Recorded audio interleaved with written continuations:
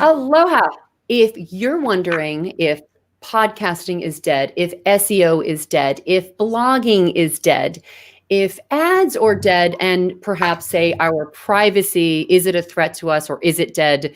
Do we ever have any privacy anymore? What are the concerns? Then you will definitely want to tune in on this conversation, this interview with my mystery guest. You're going to meet him in a moment. We thought about maybe putting a bag over his head or putting dark lighting so that you couldn't see his face, but he is willing to show his face. He said he's willing to reveal everything that he learned when he was working in Google. In fact, he started as a temp in Google as Google first began.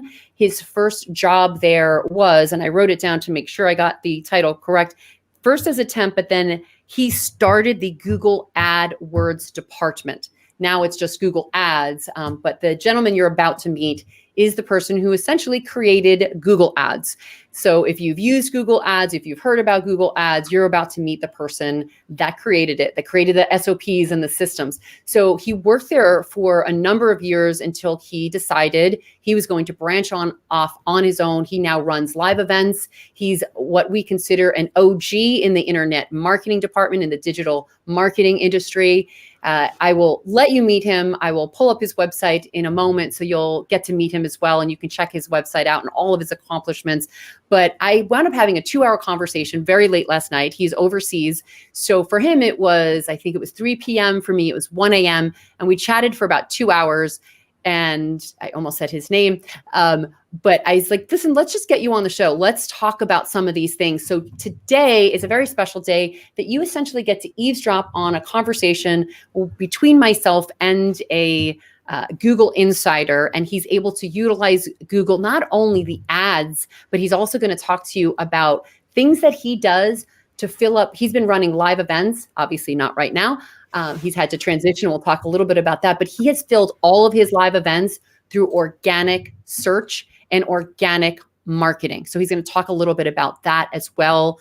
And since SEO is his expertise, we're going to ask him, is SEO dead? Can you still use it? What's changed with SEO? And a lot of other topics. So I'm going to bring him on. And if you have a specific question for him, aloha, those of you who are joining live. I see Adrienne Hollingsworth is here. And she's wondering who we have on. We started getting guesses, and I thought, let me do like a grand prize giveaway, because I feel like no one's going to guess, because he's been somewhat of a business owner's secret weapon for SEO, for search, for ads. And I'm going to bring him up, so hopefully he's not picking his nose.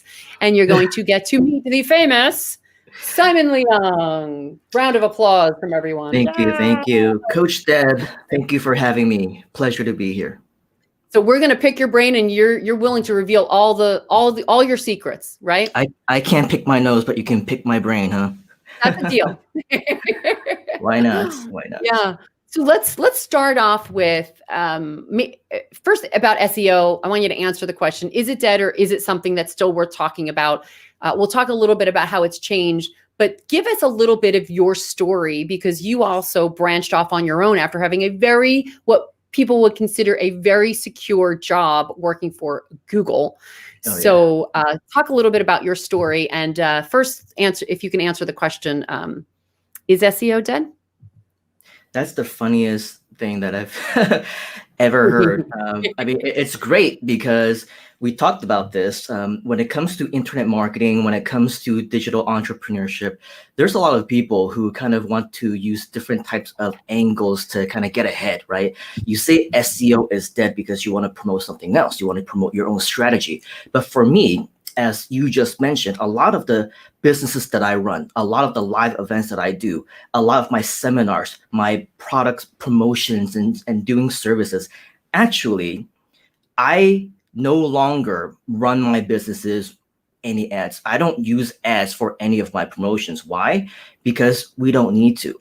When it comes to our competition, whether it's locally, we've done events not only here in Malaysia, but also in Singapore, in Indonesia, in Thailand, in Vietnam, all across the United States, in Canada, in Australia, in the UK.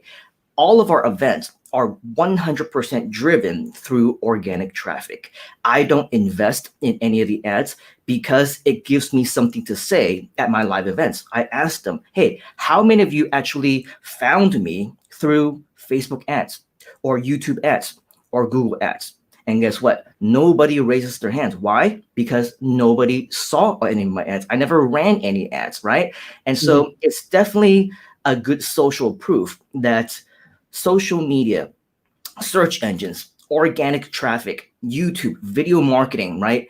It's alive and doing extremely, extremely well. And I usually get a good laugh whenever I see things like, Google SEO is dead, search engine optimization is dead. You must pay for traffic in order for you to get X, Y, and Z accomplishments. Why? Because number one, either they don't know what they don't know, right? Meaning that they legitimately believe that they need to run ads. So that makes them not real experts, right? Number two, it means that they're legitimately trying to use a strategy to try and sway people towards their own products and services, which of course is unethical, right?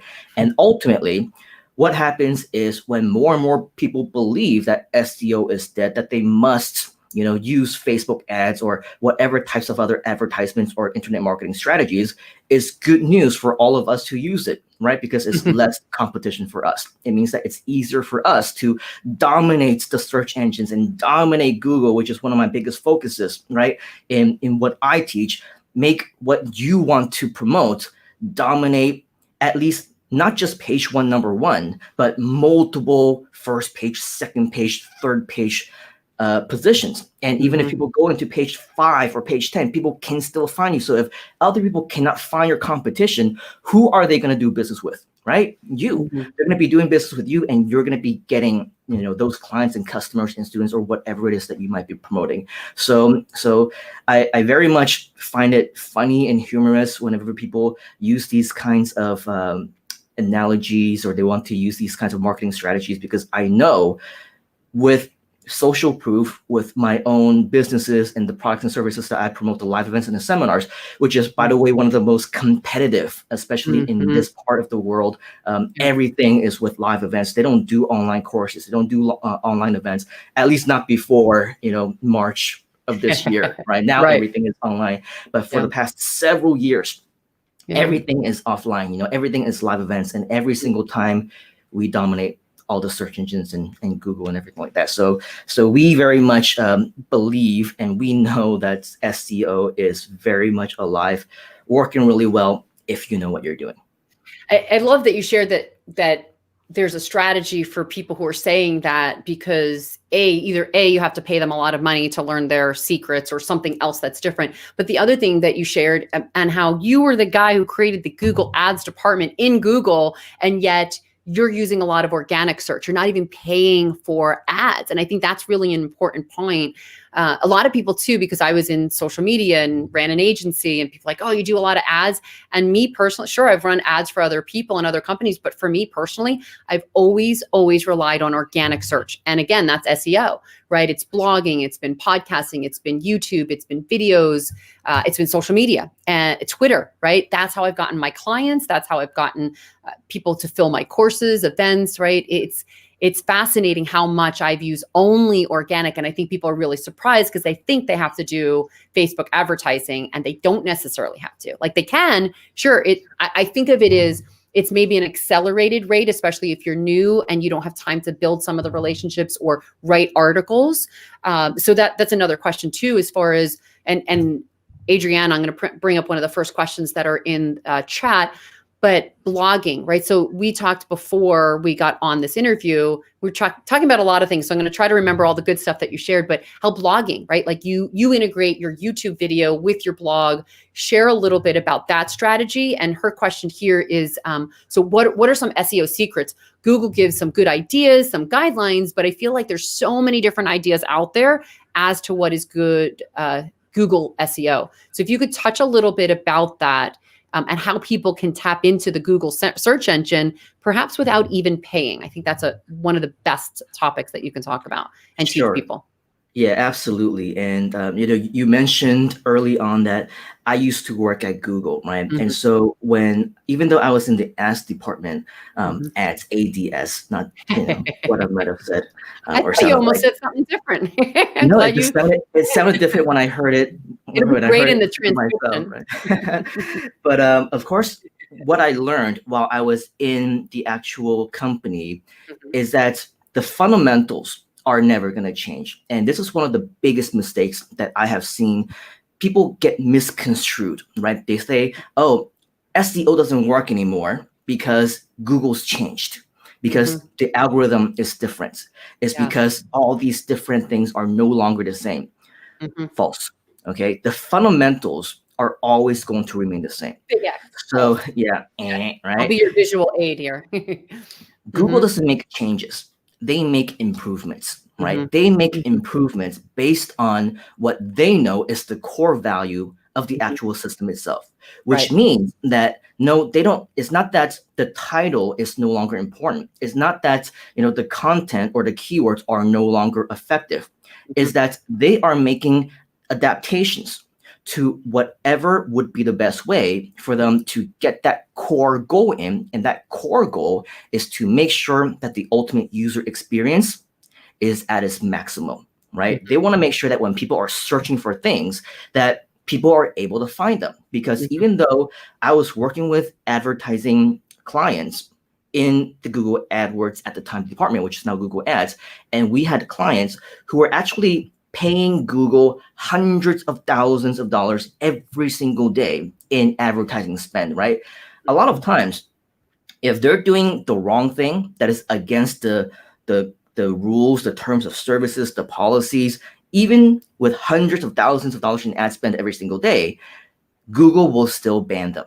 Okay, Mhm. so the bottom line is, even though there are a lot of people who are spending a lot of money, the users, they're ultimately going to be the most important. And if Mhm.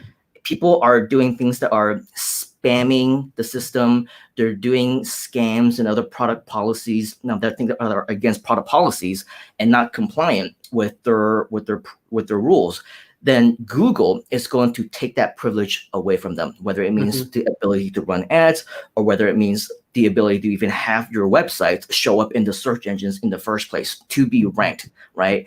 And so throughout the years, how has Google improved? They didn't change. How did they improve? Well, just as you mentioned, right? A lot of times Google will come up with new products, right? Not recently, but Mhm. when Blogger first came out, right? Back in 2004 or 5 or something like that, it was new at the Right. time. Right. Back when they brought over YouTube around the same time, right? It was new at the time. So now what they do is they leverage on their existing resources, their existing content, their existing strategies associated Mhm. with those platforms. And if you are a legitimate business owner and you Mhm. integrate all these different tools and combine them into one giant hub of internet marketing strategies that are user friendly, that do provide a good overall user experience, right? You don't create the spam videos, you actually create value. You don't Mhm. create spam posts with a whole bunch of keyword stuffing and all those things that used to work 15 years ago but no longer do, right? That's why Right. people think that, SEO is dead, is Yeah. because they are relying on those old strategies that don't work anymore, that have been proven to provide a poor user experience. Yeah. And so Google, they say that you need to improve your content, right? Mhm. It's a very serious thing, right? They didn't make a change when they say that we're going to put a focus on websites that are mobile responsive, right? It's not a Mhm. change, it's an Right. improvement. They Right. adapt to the times. It's Yeah. because that's what users want at that point in time. Users have changed, the Mhm. times have changed, but the core value of Google hasn't. Is to Yeah. provide that good, positive, maximum benefit user experience. The more users that come, then of course, the more users who will be using the platform, the better business that Google is going to get. So that's why they care about the users, because without any users, there are no users. They don't have a business. They don't have a Right. platform. Then Right. why are the advertisements coming in the first place, right? Yeah. Yeah. So that is definitely a huge focus, on Mhm. the on the quality side of things, and we want to make sure that when we teach the topics of search engine, I mean, there's so many different elements, right? So many components when it comes to improving your marketing and what Google wants and things like that. But obviously, at the end of the day, we really want to make sure that we understand how the system works. Think like a user, not as a scammer, not as a website creator or whatever. Integrate as many of the tools as possible, because things have changed again. Right now, it's all about user engagement. It's all about providing content that users will interact with you on. So that's why, going back to the core fundamentals, delivering that value is so important. If you give people what they want, then they will interact with you, they'll like it, they'll share things, and that all counts towards the positivity of your ultimate Google rankings. Yeah, because just like Google, Facebook is in the business of getting people to use and stay on their platform. That's how they can deliver more ads to you, right? So I love what you said earlier about how it hasn't changed, it's just improved. And Scott had a great quote. I'm going to bring that up again as well. It's not a change, it's an improvement, right? So what's interesting is you and I have been in the internet marketing space for years, right? We did the internet marketing cruise for, I think, 7 years straight. And then finally I tapped out. I'm like, I need a break. But that was one of the things that we all talked about. And I remember one cruise we came and so many people were complaining about the Google slap, right? And there were like 2 major ones. And I remember having conversations with some of the guys that were doing ads. I'm like, I didn't experience it because I've always focused on the organic search part of it, right? I didn't do some of the hacks that they did. So anytime people try to go into like gray hat or black hat strategies, they get slapped because it's a poor user experience. So that's always been that core message is if you have a poor user experience, they're not going to allow it for that long, right? You may get away with it for a certain amount of time, but if you're trying to hack the system, right, with real like black hats, not just like a hack, like a tip, like a lot of people use a hack now. But if you're trying to hack it, as in take advantage of it, that people are not going to have a good user experience and they're going to be unhappy, they won't use the platform and then their ad dollars will suffer. So I find if you focus on the organic part of it, you'll not only benefit in the short term, you'll benefit in the long term. Like I still rank for some of these old keywords and they're blogs I don't pay attention to in like 10 years and they still rank, right? Some of them I don't even have access to it and they rank.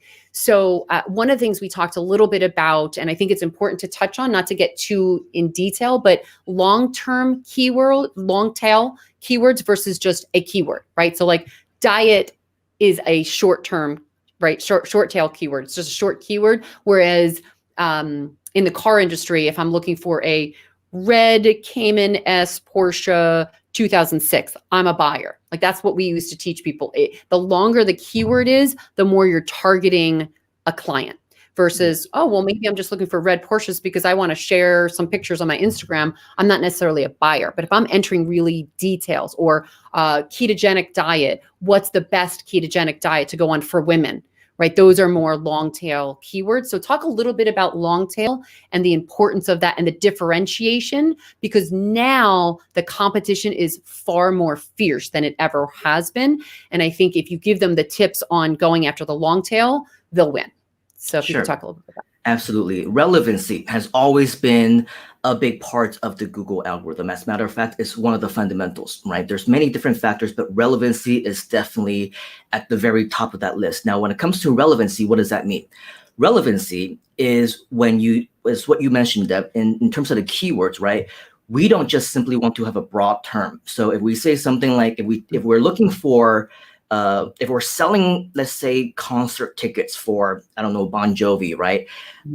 I see this in ads when I was, managing my client accounts. I see this in what people are trying to optimize for their website.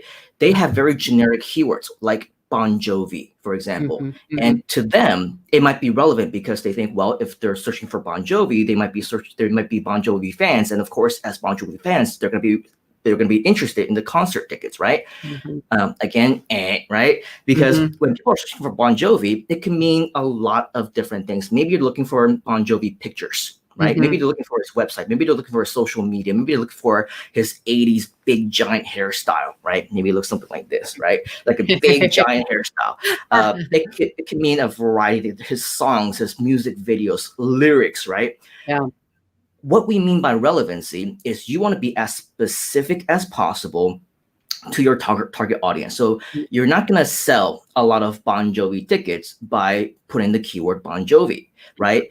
And for many, many years, this was taught as a strategy that I've been teaching as a strategy. You just need to be as specific as possible. So if you're going to be selling concert tickets in New York, right? Bon Jovi, New York concert tickets. That would be an example of a long-tailed keyword, but a long-tailed keyword that is also relevant, that's also specific to what you are selling or promoting, because at the end of the night, what you want to make sure that you have as your keywords are the long-tailed keywords that would constitute as a conversion to you.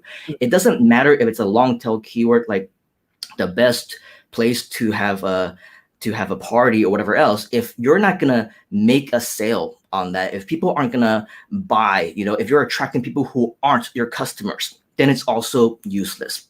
So as a long-tailed keyword, traditionally, it just means that you want to be as relevant as possible. Maybe even have like buy concert tickets, buy Bon Jovi concert tickets for this, Living on a Prayer tour, right, in New York City, and things like that. So, I'm just kind of thinking out loud, but all these different ways are ways for you to target the right people.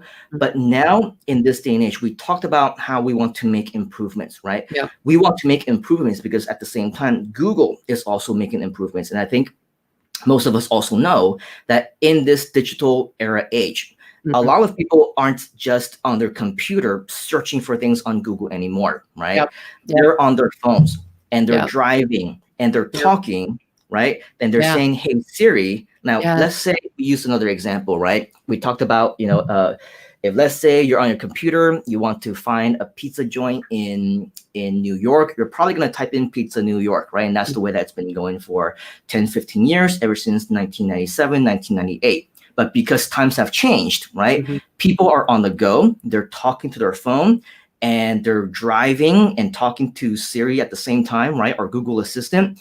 They don't say, "Hey Siri, pizza New York," right? They talk in actual sentences. "Can you find me the best pizza joint in New York City that's open right now?" Right? Right. So Siri, right? It's not because there's a lot of information, a lot of data that's already packed into this one phone, right? And they just grab it directly from the hard drive or the storage space. No, Siri or Google Assistant, they go online and they start searching Google or the internet or wherever else that they might be finding the content in, right?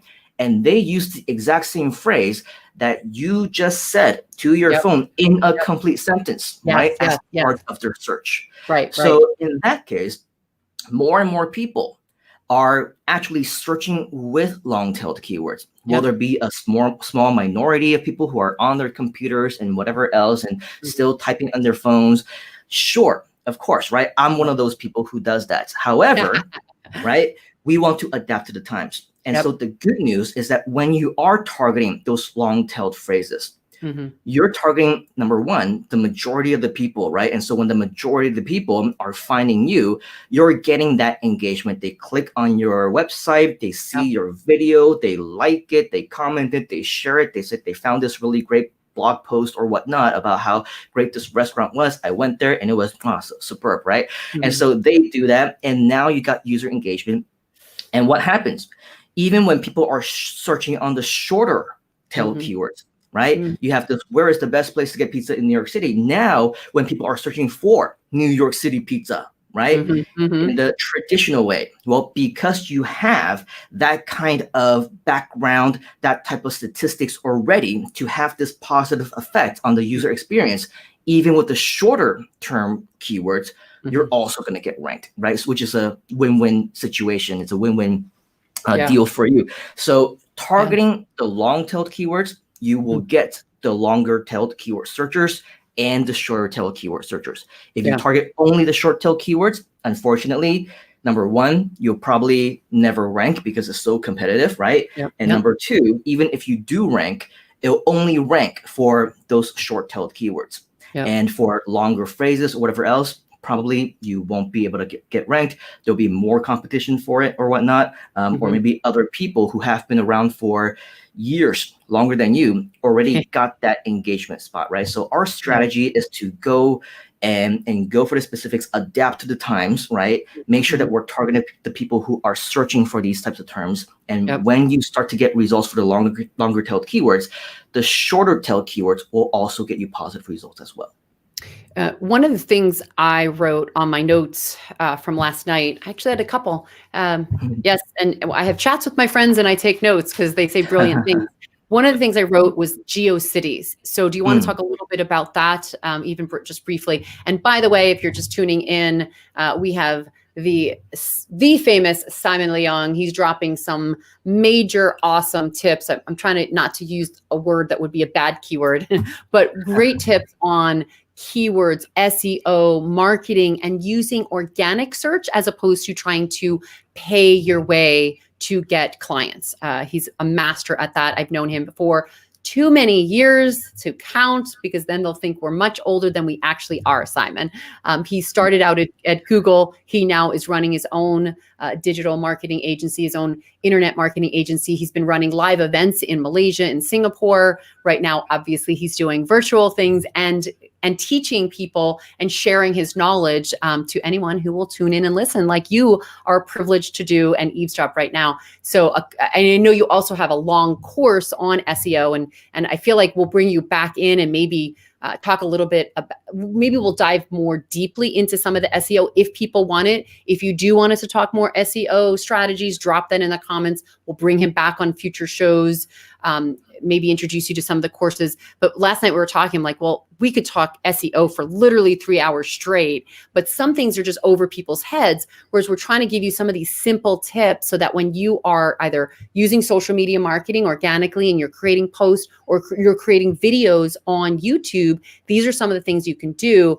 And one of the things Simon and I were talking about is how audio is now searchable. So even if you don't even put tags in YouTube, which we recommend you do, you can say the set SEO search term. You can say the long tail keyword that you want to be found for, or a company that you want to get their attention, or brand, and they're listening. And if they're tracking that name or their brand, and Simon and I talked about that earlier, that happened to me on one of the earlier YouTube videos. All of a sudden, this company found me and I didn't tag them. Maybe I should have. I know better, right, Simon? But I didn't. I mentioned them in the video, but because anything you say is being tracked and written and transcribed, and there are companies who are searching for that. So talk a little bit about Geocities and also the audio component of search. Sure. And then we'll talk about some privacy things, but go ahead. Yeah. So last night when we talked about GeoCities, I think it was mentioning, the old days, right? Yeah, Of SEO, the old days of how things used to be so much easier. I actually got online for the very first time in 1997. And at that time, I already started to make money online. It was the beginning of the .com era, right? And I had the privilege of actually being able to be one of the first starters of some of the companies and be a part of their projects and things like that. And so, we talked about how it was so much easier for us to rank back in the day because nobody was online. There was no competition. So when it comes to GeoCities, that was one of the first platforms that I used to create one of my first websites. And so, with back that, in Prodigy days, that's what we're talking about. Yeah, Prodigy, Netscape, AOL dial-up, and all those the old days, right? Yeah, I think that kind of gives away our age. It does. It does.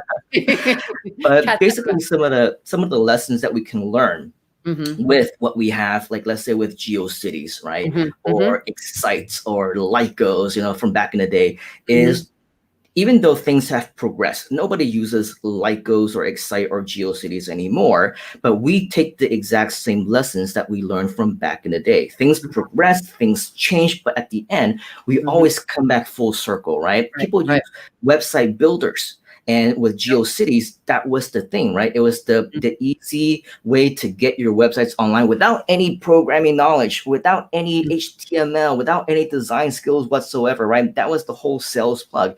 And it got a lot of people in because they were able to build websites albeit very crappy looking websites, right?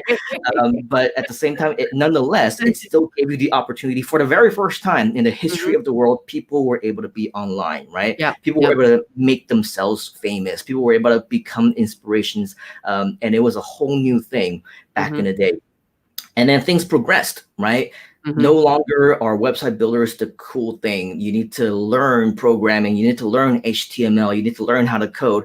And then you need to build your own websites. And then WordPress came around and all these different things. Like we just completely changed over the past 15, 20 years, the entire scope of internet marketing. Now to the point where people are, as you mentioned, right, privacy, people are afraid to go online. People are now starting to get scared of what they say around their computers, around their phones, because, oh no, Google is listening, Facebook is listening, and all those different things, right? So it's basically a matter of learning from what we've done in the past, because ultimately nothing's changed, right? Geocities has been around for a very long time. It was around ever since the late 90s. I discovered it in 1997. And so with all the different things, the same time you discovered Bon Jovi. Bon Jovi. The same time you discovered Bon Jovi. Oh yeah. No, I discovered Bon Jovi, very recently when I was very young. Just kidding. When we're on the cruise, we're like busting out those Bon Jovi songs, right? That was fun. But anyway, so ultimately a lot of things are the same, right? Because if you're thinking, how can we leverage if SEO is not dead, how can we leverage on new tools, new platforms, new strategies, right? To get into the game. Well, it could be just like the GeoCity days, because now very few people are actually using the long-tailed strategy effectively, right? They don't think like a user. They think like an internet marketer. They think like a website creator, right? They think like a search engine optimizer.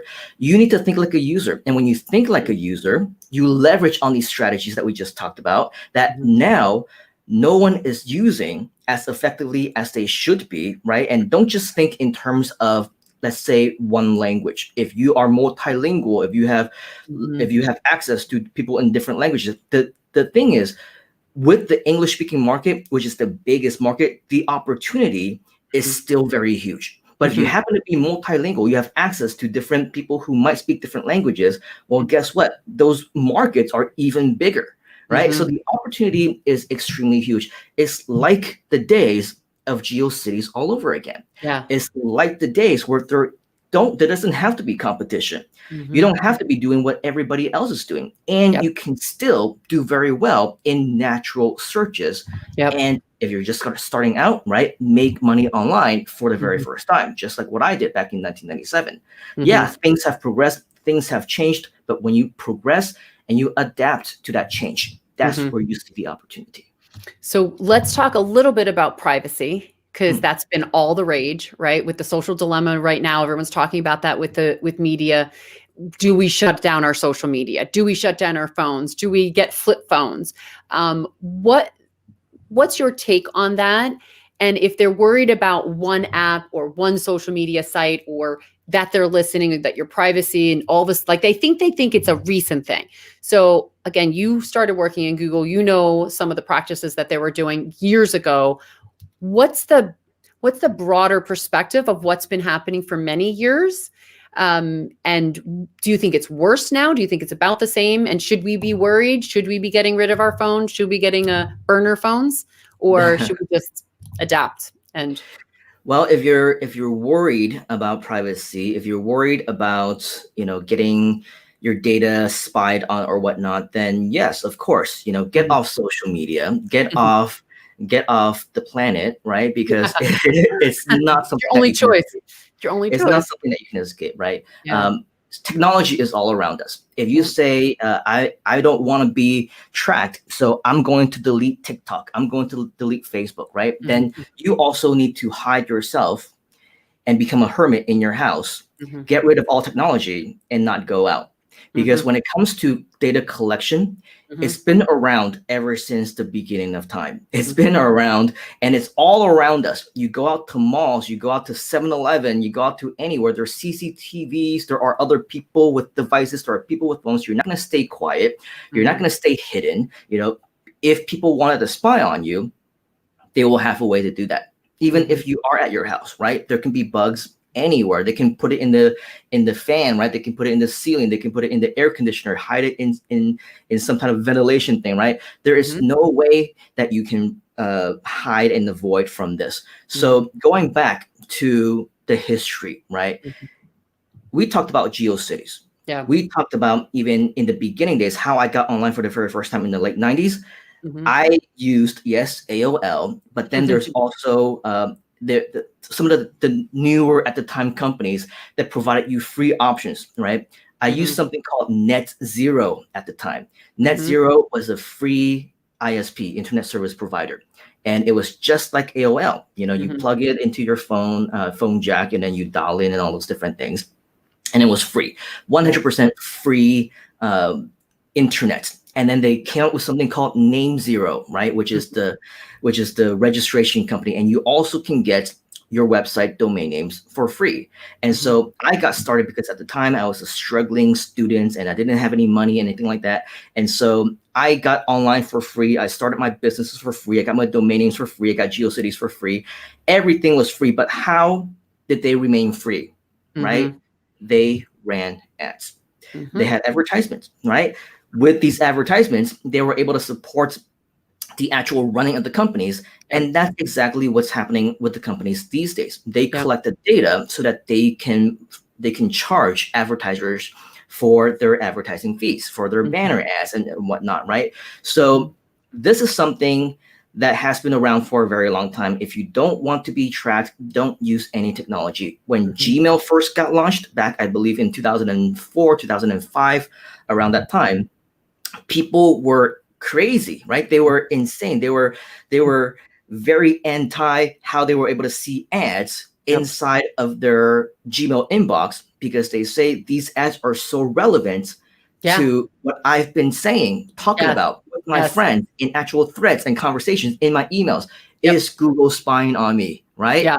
Yeah. So it really depends on how you look at it. Are they spying on you? If they are spying on you, what kind of insidious, Mhm. evil, sadistic acts of things that do they have for in store for you, right? If they're going to use your data Mhm. for some type of evil thing, or are they just going to use it for data, for ads, running ads that are Yeah. relevant to you, right? Yeah. And so if you're so paranoid about being tracked, about having any of your data being shared, then the best thing for you to do is to get offline. Don't even have any technology, no phones, right? No computers. I think Mhm. even now, if you go get a old Nokia phone or something, they'll find a way within the SIM card, within the technology. They're gonna find a way to track you Right. and Yeah. anything that you do if they wanted to, right? If Yeah. they really want your data, they want your content, they want all the information and details about you. There is nowhere to run and nowhere to hide, right? So Yeah. this is something that I definitely believe if you're gonna be in the age of technology, is if Mhm. you're gonna be doing business online, if you're gonna have a social media presence of any kind, right? Mhm. There's Mhm. there's really nothing. There's nothing that we can do to prevent our data from being out there, Right. unless you decide to be a hermit and hide behind four walls with nothing for the rest of your life, right? Yeah, and move to Lancaster, Pennsylvania, where they say Yeah. no to technology. They say no to electricity, right? I mean, there are communities that they are offline. They're literally Hmm. offline and off grid. But I think if we're in society and if we have to do business online and do more business online and meet clients online, there's this give and take. So that's where I look at and say, okay, just as long as people are aware, right? So let's educate people. And what's interesting is right now, a lot of people are talking about the latest movie, right? The Social Dilemma, but I see it as a trilogy. I see the first one was Terms of Service. I don't know if you saw that documentary years ago. I feel like it's at least 10 years, and it was about Google and the terms of service that we all click on and we say, yes, I want a free Gmail and here's the TOC or TOS. Yes, I agree. And how many people read those terms of service? But it says we're going to read. We see everything you write. Now, it's not necessarily like they're reading our emails, right? It's algorithms and people, or not people, but the data is tracking it and pulling things out. And one of the things I remember after watching that movie and hearing about, like, oh, people are, or the ad companies are tracking it. And again, it was positioned to provide a better user experience. And that circles back to what we talked about earlier on the show, is everything that Facebook is doing and Google is doing, it's to get you, I say addicted, but to get you back on their platform, because the more you're using it, the more their shareholder value is up, the more the value is up, the more they can charge for ads, and the more they can show ads and make money. That's how they make their money. But Google, one of the things I did with my free Gmail account after I dumped Yahoo, is I typed that I'm looking for a printer, because I really was, and I wanted to see ads specific to that. And sure enough, after I sent that email, within a day, I don't know how soon it was, but it was not longer than a day, I started seeing the ads about the best printers. And I think I even just sent an email to myself or just to a friend, right? It wasn't like I blasted it out. So it was like one email talking about that I want a printer, and I got targeted. So it's the same thing with Facebook, right?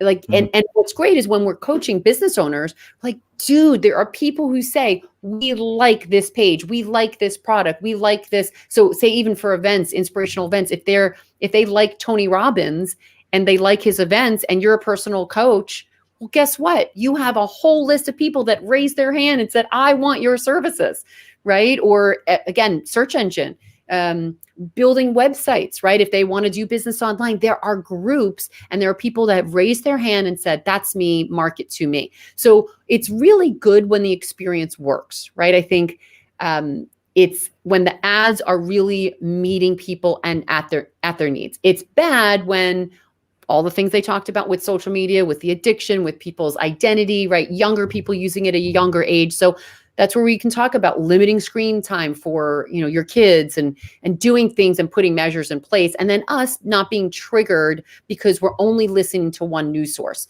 I don't know if I was talking to you or someone else the other day where we looked at it and it's like, listen, we know that they're tracking us and they're going to target us based on what we like. So we talked about how from the beginning, when we first got on Twitter and Facebook, if we liked one, say, political group, we would like the opposite. We would like the opposition, right? Or the opponent, because then the way I look at it is that's how you trick the algorithm and you can't be targeted. They don't know how to peg me. So I see ads from both political parties. I see the conversations, right, from both sides. And what's fascinating to me about that, Simon, is I'll see, oh my gosh, we're all doomed because X. Right. And then I see on this camp, oh my gosh, we're all doomed because of X.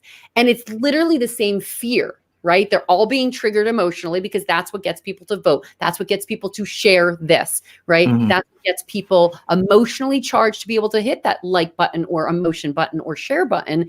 And now we talked about that earlier, how marketers ruin everything, right? The marketers are now in the political system and they're there and they're teaching them. So I think for us, it's just guarding our minds, being aware, protecting yourself, and not get so emotional and triggered and hate one another. Because that's the part where with the movie of The Social Dilemma, that it could be scary, but only if you allow it.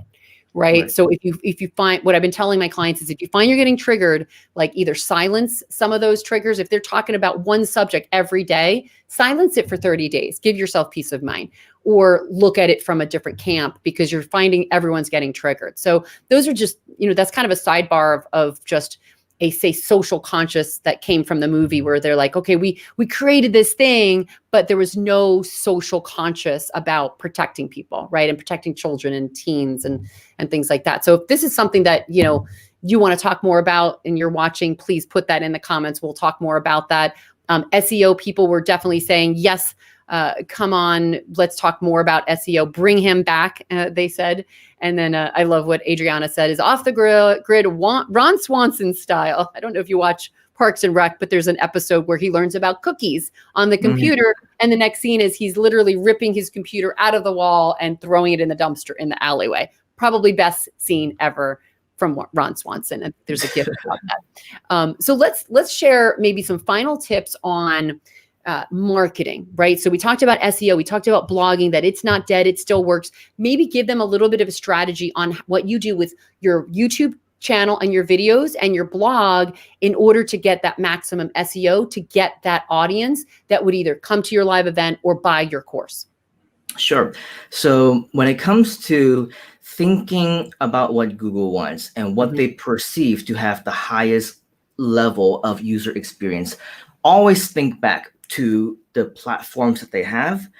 You can use those platforms, but it's also better to just think of the concept behind those platforms. So they have YouTube, right? So YouTube, which is video. So video marketing, video platforms is a tremendous strategy. It's a tremendous way for you to get that word out, because Google sees that as a legitimate marketing method, right?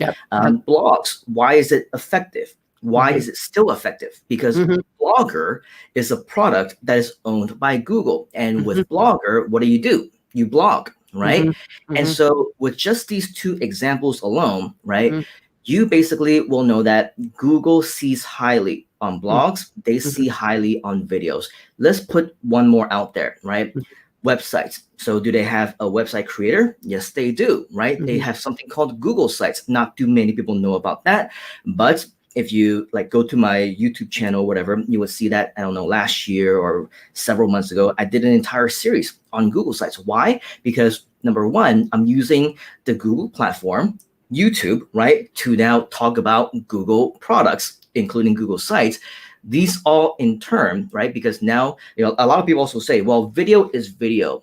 Google cannot look into your code and see what you're talking about. No, wrong. And right, because they know exactly what you're talking about. They can transcribe your videos on the spot with whatever they can decipher from what you say, right? So yes, they can read your content because they can transform what you say into words that people can see as closed captions. So yes, Google knows what's in your videos. So with that, Google sees that you are talking about Google, you're promoting their products in a positive light, and then you're basically saying whatever X, Y, and Z. If you're talking about marketing, whatever else, right? These are all great ways to make sure that you get into the good side of Google. Now, if you're doing e-commerce, if you're branding yourself, you're not talking necessarily about Google, you're not talking about different things, then what do? Well, the next thing is engagement and integration, right? In your videos, you don't want just all videos that are promotional. I did that for a very long time. We talked about the death of SEO earlier, right? Well, the very first video that I uploaded on my YouTube channel was when I first promoted my product. It was, back in 2007, 2006, something like that. It was called The Death of Google AdWords. And I know how you mentioned, I cringe when I see this type of strategy because they say, don't use that and use this instead. But my strategy was not to get people to stop using Google AdWords. It was saying that it was the death of Google AdWords as we knew it at the time. Because at that time, things didn't change, things improved, right? And so there was a huge differentiation. If you want to get ahead in the system these days, right, then you need to do this instead of this. You need to do that instead of what you've been doing before. And so with all of these different strategies combined, you're on YouTube talking about Google, you're talking about different things that users will find to be relevant, that you're delivering value to the YouTube audience, right? Google will see that as a strategy that will help to increase your engagement. People will interact, they'll like your videos or they'll dislike it. And another misinterpretation is that if you have dislikes on your video, that's a bad thing, right? Actually, it's a good thing because that all counts towards engagement, right? So it means they're passionate enough to give their opinion and they're watching. Exactly. So get people to share, get people to comment. If you like this video, give it a like. If you have any questions, leave it down in the comments below, whatever else, right? So all of that is very important. How do you get even more from it? Well, take that video that you already have on YouTube, embed it onto your blog, right? Meaning that you take that video, and when people go to your blog, they'll see that video, that exact same video that's hosted on YouTube. You pay nothing on hosting fees, right? Everything is free. So now, if you have other people coming in through your blogs, through the organic side, whether it's search engines, whether it's been shared on social media, whether other people are talking about it and PMing or DMing, WhatsApping the link to your friends or whatnot, or their friends, Well, now more and more people are coming to your blog and they're Mhm. watching your video from your blog, right? All of this adds towards that interaction, that engagement. And all in Mhm. all, when you leverage on all the different strategies that Google sees as important because they have their own product lines around Yep. that, Yep. this is something that will ultimately contribute towards the result of your SEO performance for your websites as well as for your videos. Right, right. I love it. I want to give you a round of applause as though you're on stage and there's a live audience right now. I need sound effects. I need a sound effect for applause, and I need sound effects for the AOL dial-up. I'm gonna get that and cue that in my sound effect Right. report. That's super helpful. Thank you for sharing that, because I feel like if you're here live, watch the replay of it and replay this portion, because he just dropped some serious strategy on you.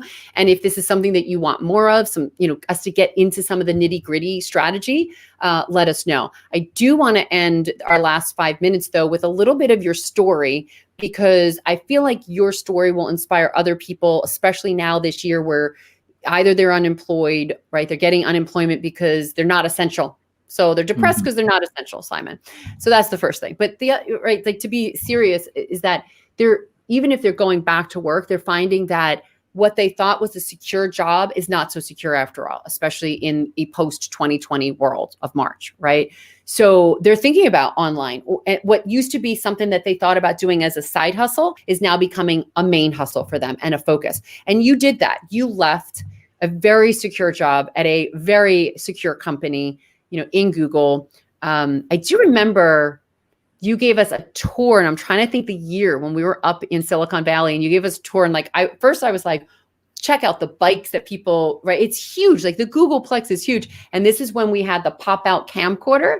And I think it was Mhm. like Jim you brought us to, and like, you're bringing us to all these buildings. And I'm like, I'm the blogger, so I'm opening up my camcorder, and like each building, like, oh, no, we don't allow any of that. Like now everyone has like a cell phone. They could do it easier. But they don't, it's a kind of, their whole Googleplex was under lock and key. They didn't want the secret of their whole complex and the sandbox and all that. But it was a super cool place, and you left it. Like, you Mm. left the place that most people aspire to get to. So first of all, why did you leave it? What was the driving factor? And what is your life like today? Do you regret leaving Google? Do you wish you were back? Or are you like, I'm never looking back? Best decision I ever made. So tell us Yeah, about your no, story. it was definitely a very different world inside the walls of Google. At that time, it was a complete change in the cultural space, right? In the corporate culture space, because it was the first time that a professional corporate company had foosball tables, had free lunch, had people walking around the entire buildings with t-shirt and shorts, right? Yeah. So it was definitely a very fun place. And my family, my friends, and everyone I knew thought that I was crazy for leaving that place. I left literally six figures on the table. Just in salary, and then that was like seven figures of stock options at the time, Mm. because as an employee we had those different kinds of benefits that we won't get into. But I left a lot on the table, right? 3 free meals every single day, all the snacks that you can eat, all the drinks that you can drink, right? El Every loco. Friday. Yeah, local, You're vida loco, loca, right? Simon. You're um, loco. so why did I Wow. leave? Yeah. I mean, Yeah. at the Why'd end you? of the day, it was a job, right? Mhm, A mhm, job. What does job mhm, stand for? Just over broke, right? mhm, And just mhm. obey boss. Now, Yeah. having a little bit of a background, originally from Hong Kong, and Mhm, so my background, the Asian in me wants to strive to do even more, and I mm, wanted to make sure that I was in control, a little mm, bit cliche, but in control mhm, of my destiny. I didn't want to spend the rest of my life just, working for somebody else, because what do they say, right? They say that if you do not go out there and build your own dreams, then somebody is going to hire you to build theirs. I didn't mhm, want to be hired to build somebody else's dream. I wanted to build my own dream. I had more ambitions, I wanted to do bigger and better things. But at the same time, I was curious, because my clients at Google, the advertisers, they were spending hundreds of thousands of dollars every single day, as I mentioned before, right? But the reason why they're spending so much is because they were earning even more. And it wasn't necessarily about the money, it was more about the sense of accomplishment, right? Mhm. Having a 6-figure a year job, it was very comfortable, right? Having all these different stock options, I would probably, if I were still working there right now, I would be set for the rest of my life. But I wanted to do and push myself to do more things. I wanted to become, an award winning entrepreneur. I wanted to travel the world and be a speaker, right? I wanted to get those accolades. And in order for me to do that, I can't be working at Google. I can't be an employee, right? I can't be doing anything else. So I took advantage of that time when I was very lucky because I had been working there for a few years already, and so I had some money saved up. I had already learned a little bit about internet marketing. I attended an internet marketing seminar, and I met a lot of really well-known people, one of whom is obviously responsible for us meeting because we met in Baltimore back in 2006, and it was an event that was run by Mr. Mike Filsame, right? Right. I met him in San Antonio at one of my first seminars, actually my first seminar, the very first seminar that I went to. And he inspired me to actually leave Google because his story was that he actually quit his job on August 5th of 2004. And August 5th was already kind of a significant day for me because after temping, at Google for several months, August 5th was actually the first day that I got hired as a full-time employee. So I got my offer letter on that day. And so that day was already a little bit significant for me, but that also inspired me that year in 2006, on August 5th, I was going to resign and actually become an internet entrepreneur. So after that, basically the rest, as they say, is history, right? Because so many opportunities opened up because of my background in Google, because even though I'm an introvert, right? I am an introvert, but so many people that I met at the internet marketing seminars, including you, who are not as introverted as me, right? Who were able to, you were already up here at the time and I was just still down here. But you reached out, with open arms and welcomed me into the inner circle, the community. And I would say just with the friends that I've met, not counting the multi-millions that we've built over the years. That's kind of like a side dish, right? Yeah. The friends, the network, right? The relationships that we've been able to build, which leads to more opportunities, and even though we've known each other for so long, I think the only time we've actually worked together was when I promoted one or two of your products, right? As an affiliate. And that was it. And it was over in like a few days, right? The rest of the times we were hanging out in LA, we went to Vegas, we went all around the world in cruises in Mexico, right? Yeah. We have lots of really cool memories from there as well. So it's all about the friendship. It's all about the relationships that you build throughout the years. And the opportunity is going to come and you're going to find your niche and you're going to find what you want to do. And another thing that I would say was really worthwhile for me to do is over the last 15 years, we've built over tens of thousands of success stories from all around the world, from all walks of life. It's incredible, right? Because when we go to places like Vietnam or Indonesia or Thailand, sometimes the target audience and the country itself is already not very prosperous, right? It's they're struggling every single day. And so even when we go there, and initially the very first time that I went there, I didn't understand why, my courses or my programs at the time, my mentorship, because I spent so much time with my clients. When I was in the US and Australia and Canada, traveling around the world, we had our courses and programs go for at least 1,000 or 2,000, right, in USD.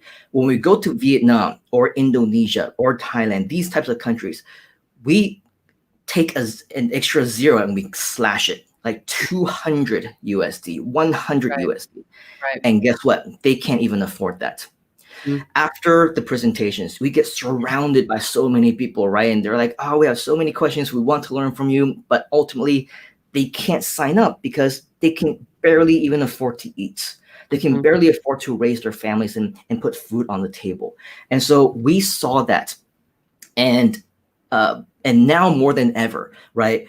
We pride ourselves because I was able to look at them and saw them first as people before the money, before the opportunity. Sure, there were probably very angry event organizers who obviously are very adamant about their bottom line, and they really want to make sure that the ROI was positive. But I saw the creation of these success stories much more important, as something that is a lot more essential towards the goals of what I wanted to do. The very same fundamentals of when I got started as an entrepreneur, right? To be able to help spread that knowledge, to help people. And in fact, guys like Mike, and even for you, you talked about how at that time when I was talking about how I used to work at Google, or I'm working at Google now, like when I was first talking to Mike, right? He said, people need this information, right? Go out there and start helping as many people as possible. So it wasn't just a matter of building a business. Sure, the accomplishments are great. The skills that I was able to generate was great. But the friends that I met and how you guys encouraged me to share that value and to deliver good content, change people's lives, right? Make impact. We literally are able to do that. I think it's a very small impact when we're in the US. People are very comfortable. They have jobs. They just want to do something bigger, right? Yeah. When we go to places like Vietnam and Indonesia, where people are literally struggling to put food on the table, that's when your education to them is really going to matter, right? That's when you know that you are making an impact and literally changing people's lives. And that's why, back when March of this year, when the pandemic happened, everything got locked down. I can no longer do my live events anymore. I can no longer meet up with my clients for the live agency. A lot of the event organizers, they came to me and they said, hey, are you doing your events live now? Are you doing webinars now? Are you doing your online courses?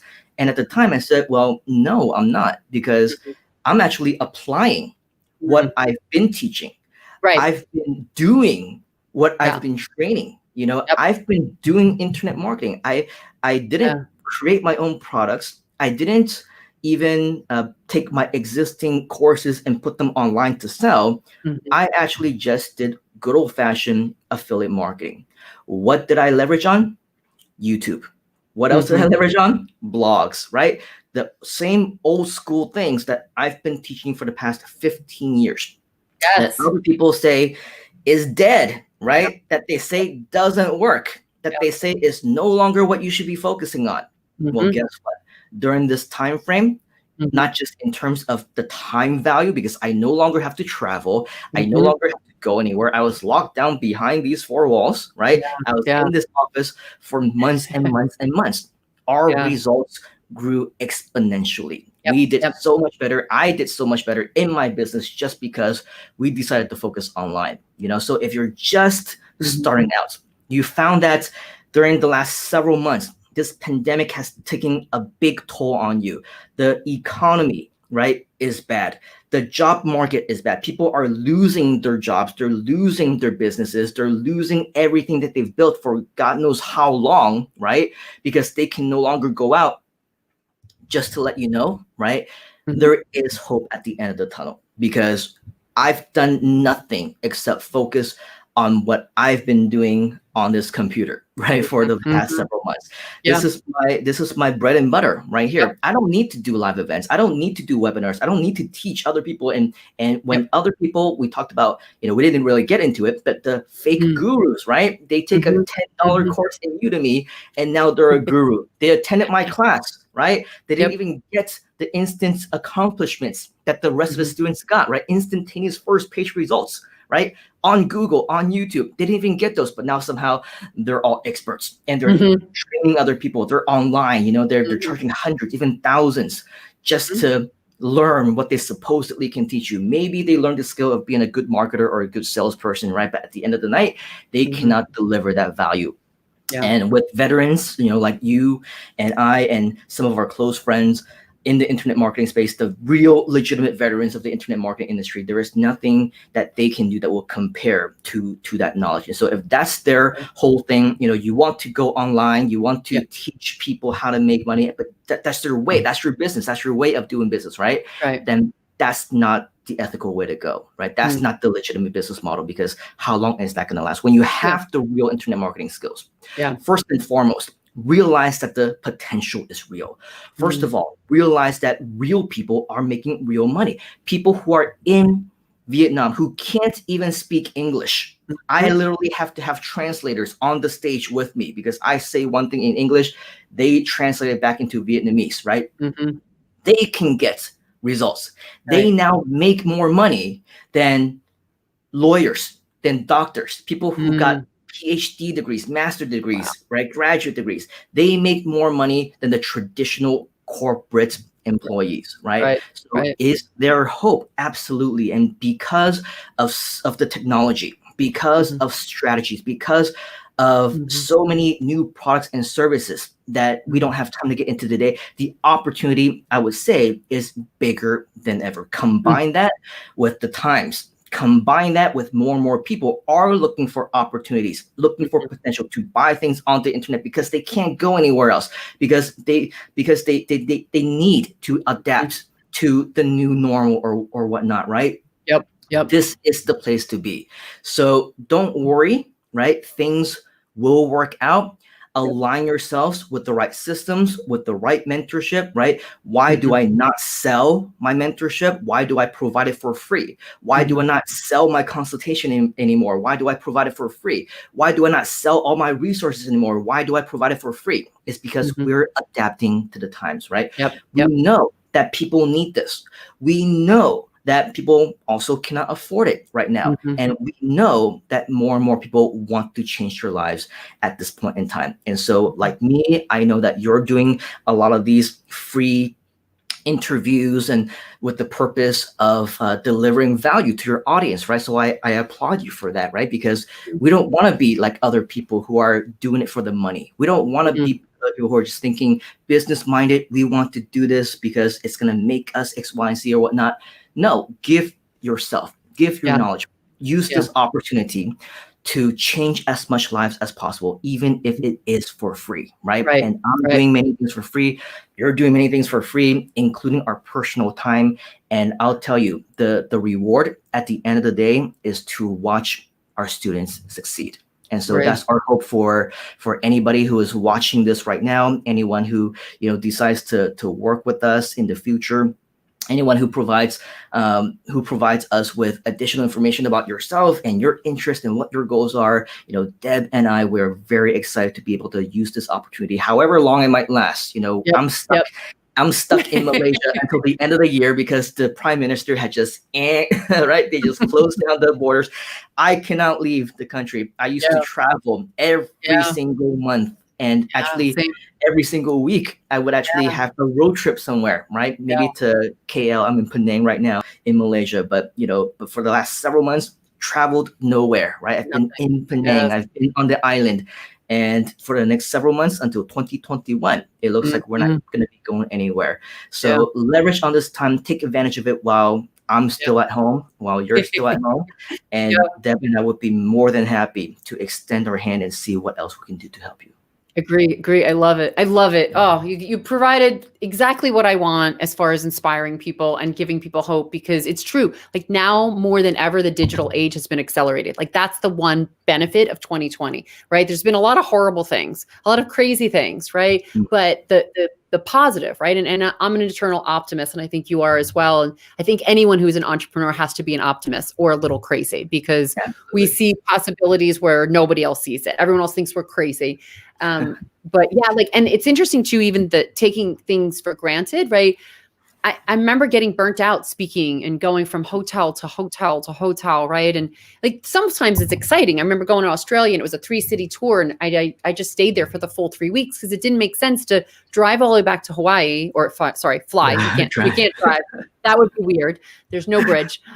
It's like a 9-hour flight. I'm going to go back just for 4 days to then go back for the weekend. So I'm like, all right, let's explore all of Australia. So we went up to North County, we went to all the way to the other side. It was like 5 hours. That's when I realized how big Australia was. So it was really cool, 3-city tour. And it was 3 weeks of just exploring the continent, right? Exploring Australia and all like Noosaville we went to. It was beautiful. And I think the weird thing was they said the rental car agency was like, oh, you're going north. Oh, it's nice and hot up there. I'm like, hot?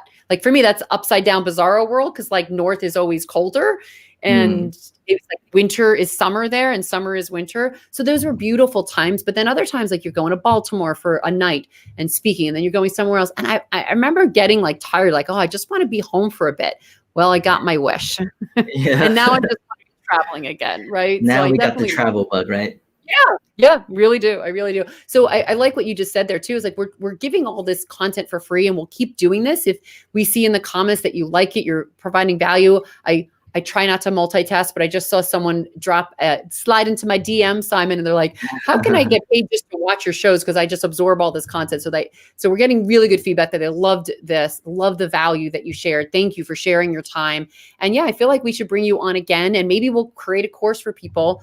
And again, we'll find out what price point works for people and what it is that they really want to learn and dive into to grow their business online. Because that's our specialty. We've been doing it for our own business for so long and helping other people do it. And now that we're locked in our houses, might as well take advantage of the time when we would be traveling. Now we can just come to them. So again, if there is something else that you wanted to learn or driving question, drop that in the comments. We'll either reply in the comment below, or if it's a more in-depth answer, then we'll bring Simon back on. We'll bring him on either for a segment or an entire show like this. But this has been fun catching up with you, Simon. I love that you were my first video on YouTube. We talked about this the other day. I was in a content marketing group and someone was like, what's the first video you uploaded on YouTube? I'm like, well, that was my first channel. I've had like 3 or 4 channels since, and it was in 2006 and it was after a Timmy event. And what Simon told me the other night was that he's like, I don't know how I did that video for you, because when I first met you, I was a little more shy. I didn't do videos. So I think it's just roping people in and going, you'd be great. Let's do it. You can't hurt. And then people are like, all right, I guess it can't hurt. But what I love, motivator for sure. And look at you now, right? Like you've been doing videos ever since. So I'm gonna but get if you go back to that video, oh my gosh, I can't even bear to watch that video. It's so horrible. Awesome. I loved it. I think it might have been, I mean, if I was your first upload, I think that might have been my first video as well. Yeah, probably. And that pointing at my face, and now it's just like I have no idea what to say. And what's interesting is either a flip out camcorder or a flip cam. Do you remember flip cam? Oh my God. Yeah. Almost positive it was a flip cam, because it was like, again, super easy, almost like a new iPhone, and you just kind of clicked and pointed and you saw the little screen. Wow. But yeah, so I think I'm going to get the reputation of just getting people to just kind of force them. I don't want to say force, persuade them to do their first video, because they become superstars afterwards. And I think they find, I think you realize it too, the more videos you do, you're like, oh, this isn't so painful. We all have that video anxiety until we do it. And then we're like, oh, that's not so bad. So I like that you were my first video. And literally, I wasn't even in my own video for my own channel for the 5th video. I wasn't even on it. So, and that's another thing that we didn't get into, right? Because when it comes to, let's say people know, there's a huge opportunity just on YouTube alone. It doesn't have to be affiliate marketing. It doesn't have to be having your own business, but even if you just want to become a YouTuber, right, so to speak, and have some type of videos online, you don't have to show your face. You don't even have to talk. You can show other people, or you can find other ways to do it. And this is also another strategy that I've been teaching for years as well. As a YouTuber, a video marketer, right?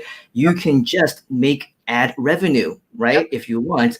It's not going to be a lot, especially starting out. Is it going to be beneficial for you to learn about affiliate marketing, to have your own online digital business, e-commerce, to subsidize for the additional revenue? Absolutely, right? But to get started, you don't have to, right? You can, earn your way into qualifying for earning and making ad revenue from YouTube, and you don't even have to create your own videos. So I think if your audience is interested in learning things like that, that's yet another topic that we can share, right? Because there's just so much that we have to share from the last 15 plus years of literally internet entrepreneurship, internet marketing experience, right?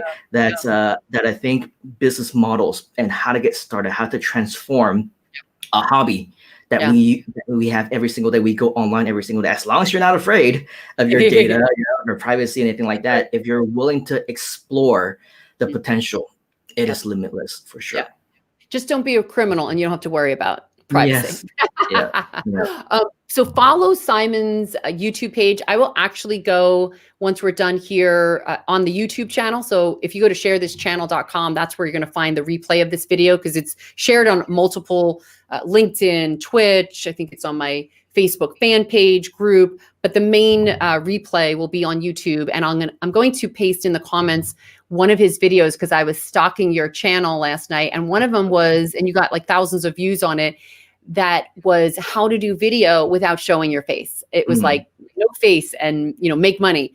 So that was a very clever concept for people. And it's a big fear for a lot of people. Like, they don't want to be the face for YouTube, or they have another business and they don't want their face. So you have some strategies to teach people how to make money without even having their face on camera. So definitely watch that video. Go subscribe to Simon's channel. If you look at his lower third there, just type in Simon Leung in YouTube and you'll find his channel, and then subscribe, give it a like, give it a subscribe button, and hit that notification bell, because he's got awesome videos, and that'll get him to do more videos in the coming months as well. And then we'll definitely have him on, because I think you said you're willing, and people have been requesting that they want you on. So I think you're going to become a regular guest, Simon, whether you like it or not. And we're just going to keep teaching people how to do more business online. And I think one of the things we'll do next time is share one of the funnel builders that we love. We'll talk a little bit more about that, because that's a coming interest, and it's about to go into another launch in a few weeks. So maybe we'll have you back and we'll talk about building a website, getting a free access, free site, and then some of the tweaks and the things that we've done to build a sales page. And Simon also has experience with copywriting. So that's another thing we can talk about. So thank you, Simon. Thank you. This has been great. And Regor, he has an awesome channel. You do it. Go subscribe to his as well. I love when he pops up.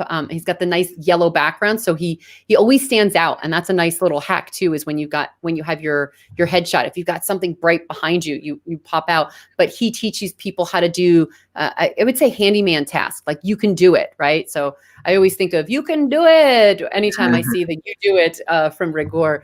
But he's going to watch the replay. I think he came on a little bit late. I think a lot of people are. I loved his comment earlier when you were sharing some of your tips. So we're going to end with Rigor's comment. I think it's the winning comment of the day. Rigor is clapping. So again, thank you, Simon, for sharing your wisdom, your insight, and being very, very real, raw, and vulnerable with all of the tips, and sharing what your thoughts are, from privacy to whether SEO is dead or not. Really appreciate your feedback. Thank you for having me. It was fun. Let's do it again. Yes. All righty. Aloha, everyone. And we'll see you again when you hit the replay button. Ciao.